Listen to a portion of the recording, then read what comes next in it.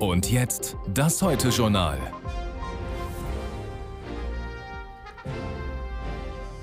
Schönen guten Abend. Die Entscheidung kam schnell, jedenfalls schneller als von vielen vermutet.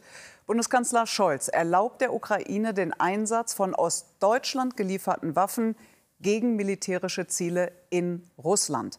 Damit folgt Scholz Frankreich, Großbritannien und den USA. Die Befürchtung einer Eskalation mit Russland ist offenbar der Sorge gewichen, dass Charkiw fallen könnte.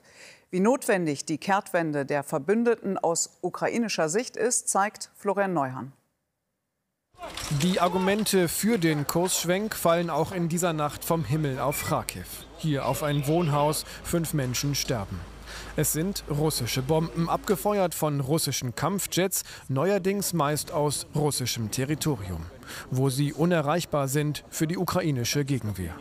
Denn bisher durfte die Ukraine westliche Waffen nicht auf russischem Gebiet nutzen. Jetzt erlauben die USA den Gegenangriff, begrenzt auf militärische Ziele rund um Charkiw. Das Kennzeichen unserer Unterstützung für die Ukraine war immer, dass wir sie anpassen, wenn nötig, an das, was auf dem Schlachtfeld passiert. Die roten Linien fallen auch an diesem Tag schön nacheinander. NATO-Außenministertreffen in Prag, wo erst die neue Linie der USA bekannt wird, dann die aus Deutschland. Begründet vom Bundeskanzler auf dem Katholikentag in Erfurt. Wir müssen den großen Krieg vermeiden, den Krieg zwischen Russland und der NATO. Wir müssen gleichzeitig sicherstellen, dass die Ukraine ihre Unabhängigkeit und Souveränität verteidigen kann.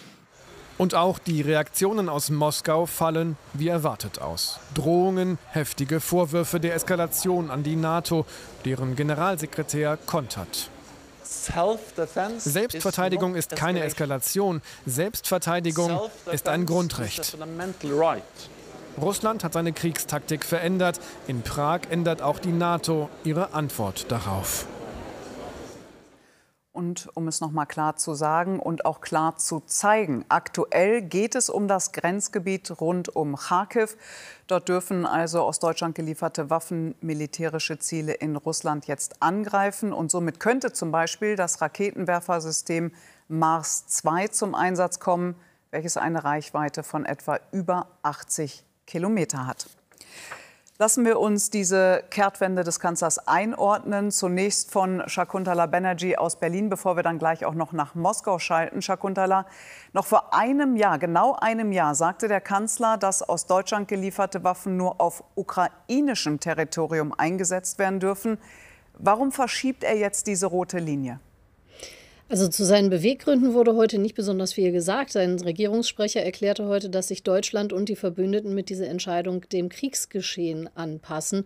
Und Olaf Scholz hat auf dem Katholikentag noch einmal klargemacht, dass es ihm besonders wichtig ist, dass es immer um besonnene Entscheidungen geht. Wir wissen, dass er dafür von vielen Deutschen auch Zustimmung erhält zu dieser Haltung. Es ist auch nicht das erste Mal, dass hier eine rote Linie verschoben wird. Wir erinnern uns zum Beispiel an die Panzerdebatte. Und jetzt in diesem Fall geht es eben um das Einsatzgebiet. Da scheint es mit Kiew auch sehr eindeutige Absprachen zu geben, dass es hier eben ausschließlich um Selbstverteidigung geht, also die Abwehr von Angriffen, die von russischem Boden ausgehen, jetzt gerade in diesem umkämpften Gebiet bei Charkiw. Und wir haben in der Vergangenheit gesehen, dass sich die Ukraine an Absprachen gehalten hat. Also offensichtlich ist es der Bundesregierung besonders wichtig, dass hier kein Eindruck einer weiteren Eskalation entsteht. Also Selbstverteidigung heißt jetzt halt auch Angriff und damit zu Armin Körper nach Moskau. Armin, Wladimir Putin dürfte das alles nicht gefallen. Es gab verbale Attacken, haben wir gerade im Beitrag auch gehört. Wird es denn aber auch Attacken anderer Art geben, also hybride oder militärische?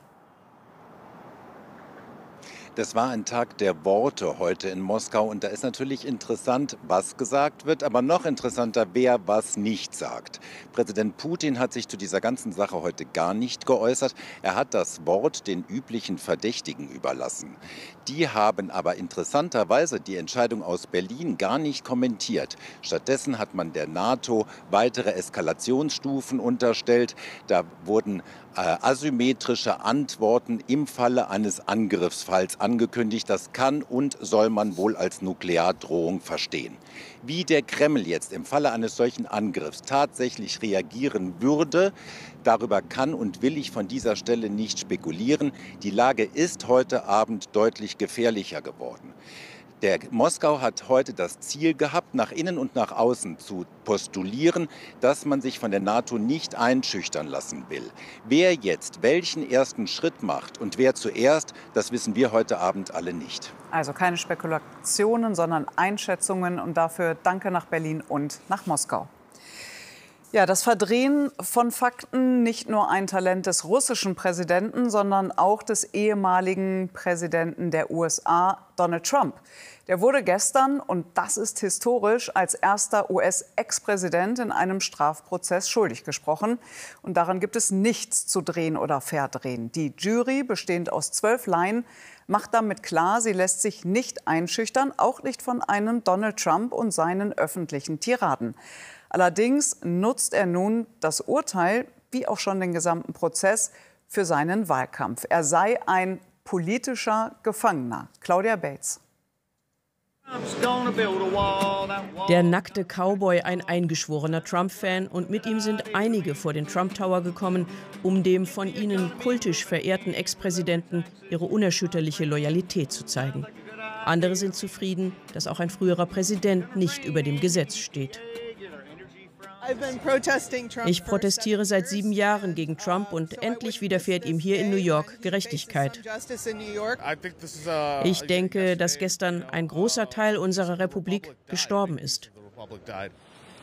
Das Urteil eindeutig, schuldig in allen Anklagepunkten. Weniger als 12 Stunden hatten die Geschworenen sich beraten und einstimmig entschieden. Donald Trump inszeniert sich als Opfer einer politischen Verfolgung. Das Urteil damit ein wichtiger Teil seines Wahlkampfs. Der einzige Weg für die Demokraten, die Wahl zu gewinnen, ist im Gerichtssaal, denn an der Wahlurne können sie nicht gewinnen.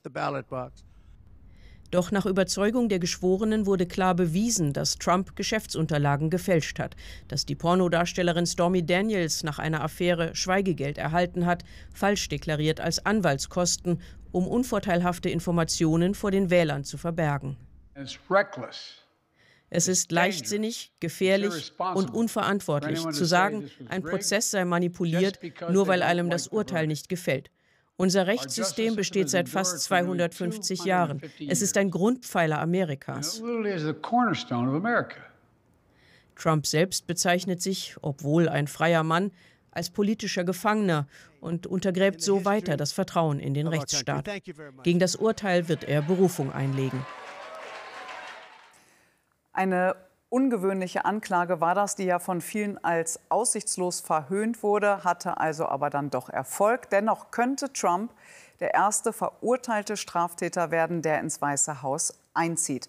Noch sitzt dort aber Joe Biden, und mit dem, Gundula, beginnen jetzt deine Nachrichten. Der US-Präsident hat in den festgefahrenen Verhandlungen über eine Waffenruhe im Gazastreifen einen neuen Vorschlag Israels präsentiert und zu einer Einigung aufgerufen.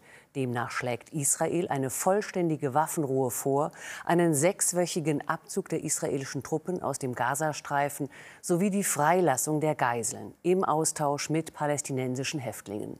Biden rief die radikal-islamische Hamas auf, dem Abkommen zuzustimmen. Bei einer Messerattacke in Mannheim sind 6 Menschen verletzt worden, darunter Einsatzkräfte der Polizei. Diese schoss den Verdächtigen an. Der Angriff bei einer Veranstaltung einer islamkritischen Bewegung richtete sich gegen einen bekannten Islamkritiker, der auch verletzt wurde. Die Polizei ermittelt.